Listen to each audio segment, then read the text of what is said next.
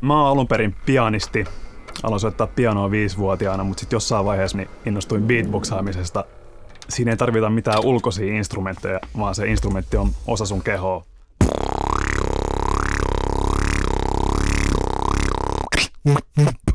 Mun nimi on Felix Zenger, mä oon muusikko ja mun instrumentti on beatbox.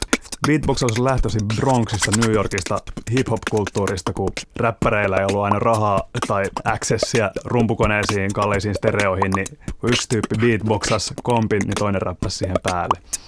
Itse on kotoisin Turusta. Semmoinen yksittäinen ääni, mistä mut usein kysytään keikan jälkeen, että miten mä oikein teen sen, on beatbox-scratchi. Se on siitä mielenkiintoinen, että siihen tarvitaan suun lisäksi sormet. Se kuulostaa vaikealta, mutta se on oikeasti aika helppo ääni. Sormet 90 asteen kulmaan, huulet törölle, ilmaa sisään, mutta sormien kanssa.